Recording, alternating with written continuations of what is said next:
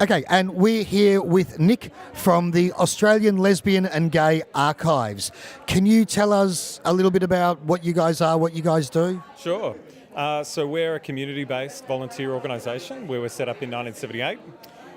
We collect material relating to lesbian, gay, bisexual, transgender, intersex, brother boy, sister girl life in Australia. So that can take lots of different forms. So for us, it's anything that might relate to people's lived experience. So it could, for example, we're here at Kink Fest today.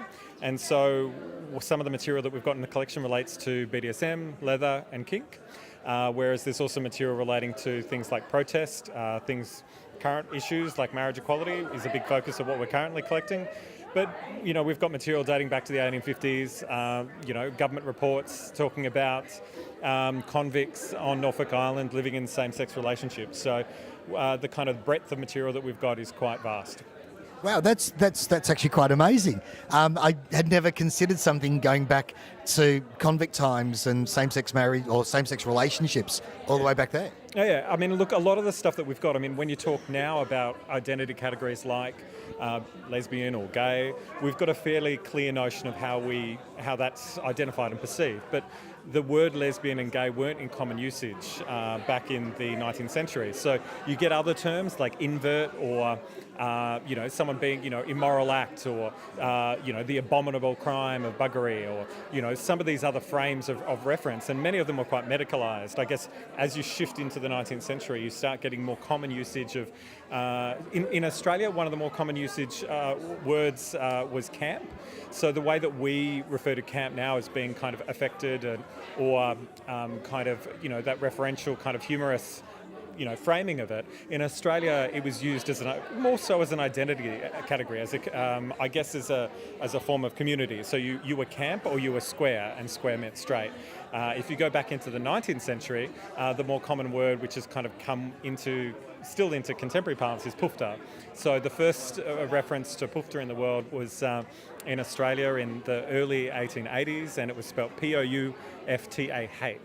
But it wasn't it wasn't a word in a dictionary. It was a common.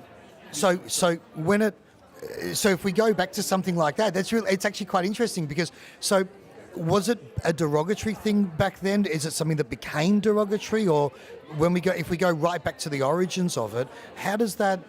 Sure. Yes, it is certainly. That first recorded written use of that was actually a police person charging somebody. It was on their charge sheet. When you look at a lot of this language, it wasn't necessarily written down. You did have slang dictionaries or, people who were writing that sort of stuff, but a lot of it, there's not first-person narratives, and this is one of the things. Because it was illegal, people were charged. It was criminalised in Australia, up until the 1970s, in some places 80s and 90s in others around Australia, because it's state-based law.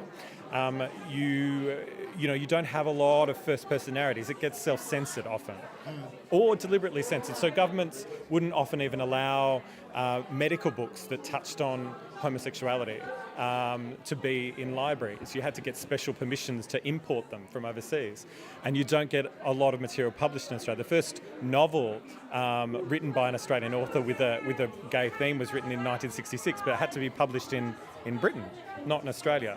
And so it was banned in Australia. And Australia had an incredibly heavy censorship regime, so more so than many other countries internationally, more so than America and Britain.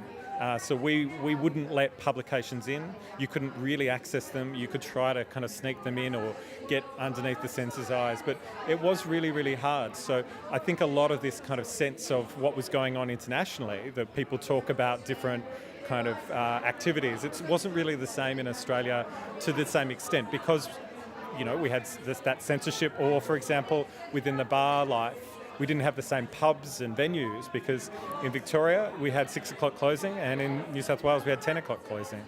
So it's funny because we always look at Australia as being, we're laid back, we're accepting, we're this. But it seems to be that with homosexuality, we're not laid back and we're not accepting, and Yeah, look, I think it's mixed in different ways. I mean, in Australia, we did take longer to decriminalise. The first place in Australia was South Australia, partially decriminalised in 72 and then fully decriminalised in 75. But it took up until 1997 for Tasmania to decriminalise. And even though people weren't necessarily being charged under those laws, it was more pervasive in a sense that if you looked at public attitude around homosexuality, if you looked at broader aspects of law reform and how that criminality affected other laws, you know, that was quite important. So, for example, many people might talk about Mardi Gras or other events and the people arrested, but most people there were arrested under the Summary Offences Act, or many people who were arrested. They may have been arrested. It's a Freudian slip, isn't it? Freudian slip. But look, if people were arrested at a beat, many of them were arrested under offensive conduct laws. And then progressively, even after decriminalisation in Victoria, you had some really lovely laws, including loitering with homosexual intent. So loitering laws or other laws that were used to criminalise, and you know things like the Summary Offences or the Offensive Conduct Act were also used against women as well. So a lot of people say, oh, but you know, lesbianism was never criminalised. Well, most gay men weren't criminalised under the homosexual sodomy laws. They were criminalised under other laws. So it was more the impact and the inference that had in criminalisation that led to often people being charged, people losing jobs, people often committing suicide. I mean, that broader kind of oppression that those laws impacted people was more pervasive. So you're here today at a kink event at Fetish Expo. One of the things that I've always perceived from the kink community is the level of acceptance. The gay community within the kink scene, how do you feel with regard to that? Do you feel like there's a greater level of acceptance within the gay within the kink community, or as opposed to the sort of outside vanilla world? Oh, look, I mean, I think part of this is that the kink community was pioneered by the gay community. So it's really come from that. If you look at the kind of how it's developed and what's developed, the gay community pioneered that. So if you look at the kind of publications and the venues and those spaces internationally, but in Australia as well, those venues were principally set up by gay men and then increasingly gay women, lesbians during the 1980s and into the 90s. And I guess one of the things that the community and the kink community has done much better perhaps than the broader gay and lesbian community is that they've been able to deal with, that divide in terms of sexuality. It's not as impactful within, I think, the kink community than it is often more broadly, because they've got something which connects them. I think they've also been able to deal more actively with poly and bisexual identity within that space. I think partly the overriding aspects of consent and the broader kind of ethos around kink and leather community has meant that that's been that levelling.